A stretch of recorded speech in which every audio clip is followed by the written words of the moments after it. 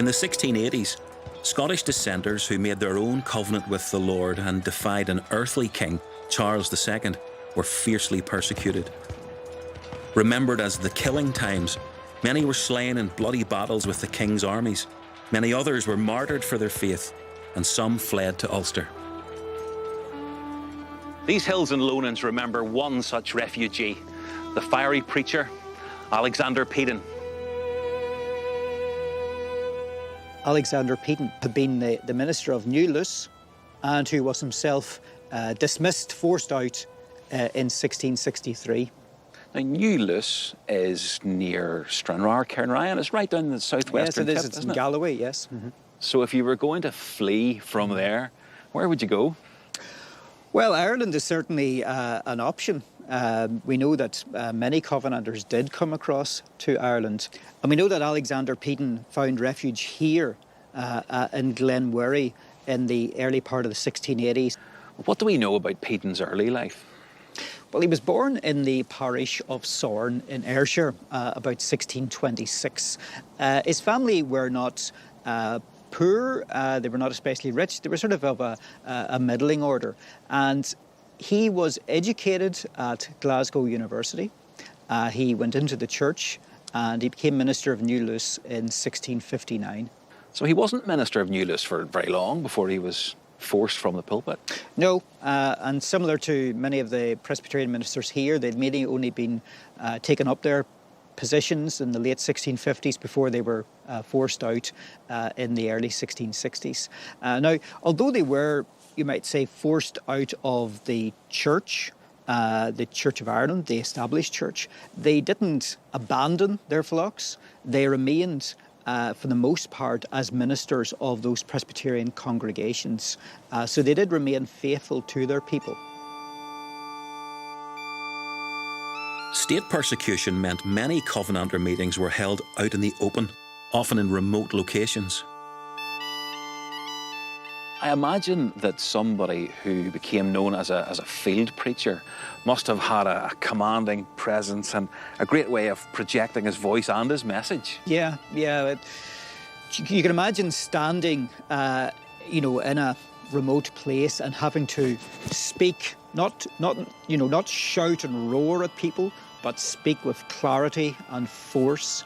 And we know from reports of Peden's preaching that he was quite a magnetic preacher. He was electrifying in his style of oratory. He was someone people wanted to hear and people would have travelled some distance to hear.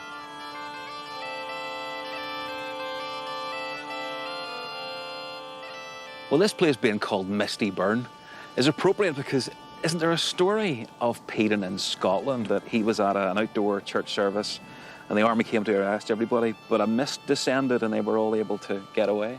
Yeah, there are a number of stories where at just the right time the mist came down to protect and preserve him and allow him to escape from the authorities.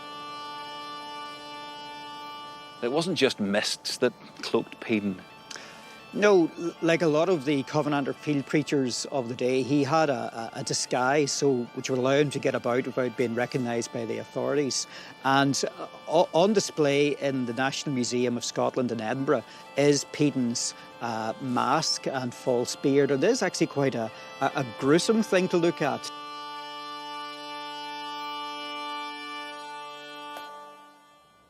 At one point he was captured. He was imprisoned on the Bass Rock off the east coast of Scotland, and he was sentenced to be transported to America. And so he was placed on a ship with other Covenanters. It set sail from Leith. It sailed down the coast of England. It stopped in Gravesend, and there the captain actually set his prisoners free when he realised what sort of men they were. So despite years of state oppression and the government trying to arrest him, I understand he died of natural causes. He did, yes. He died in 1686. He was around about 60 years of age. And he was buried in secret by his family.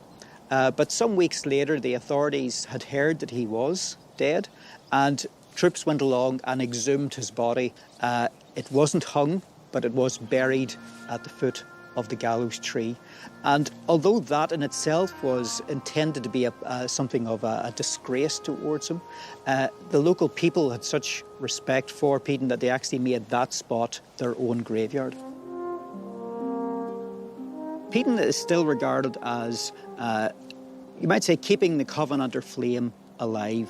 In 1972, the memorial behind us was placed here through the kindness of the local landowner who allowed the Covenanters to put up a memorial to Peden on this site. What do you think Peden would have made of his legacy and almost celebrity that centuries later we're still talking about him? I would imagine that he would recoil in horror at any suggestion that he was a celebrity or he was famous. He was probably quite a humble man, really. He was very firm in his views, and no doubt he would have clashed with individuals because of the firmness of his convictions. But I don't think that he would wish to be regarded as heroic. He would have seen that he was simply doing his duty and being faithful to what he believed.